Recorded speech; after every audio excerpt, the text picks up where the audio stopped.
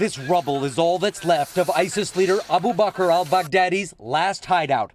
As tonight, we're learning about the spy story that led U.S. troops to the compound. The commander of Kurdish-led forces in Syria, General Mazloum Kobani, told us his intelligence service had an informant in Baghdadi's inner circle. Why was he doing it?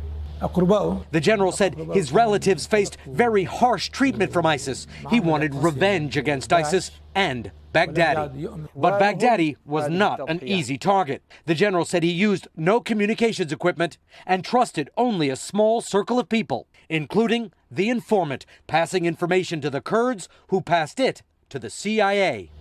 He was, we can say, a personal security official for Baghdadi himself, the general said.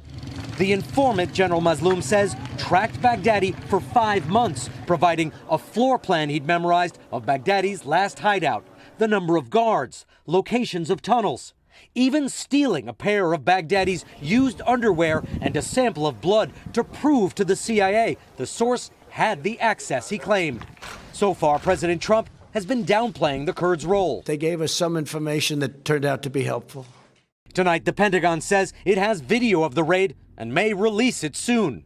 It began with 8 helicopters taking off from a base in Iraq. Delta Force commandos on point, flying low across Syria, blowing a hole in the wall of the compound, sending in dogs. During the firefight, Baghdadi hid in a tunnel with no way out.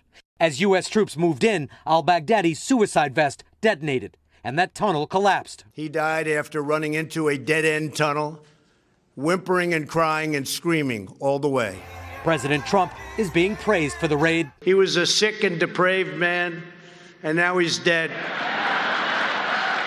Abu Bakr al-Baghdadi founded ISIS, which at its peak controlled large parts of Iraq and Syria.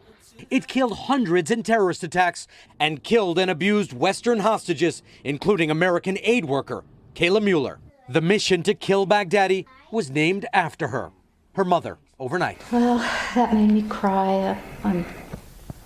Gosh, what a gift for Kayla and for us.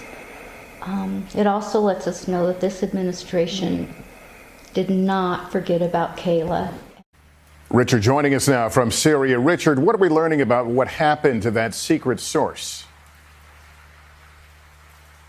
Lester, it's hard to imagine how dangerous it was for this informant, providing intelligence on, of all people, the ISIS leader. But General Mazloum says he was working right until the end. He was at that compound when the raid took place and left with American Special Ops.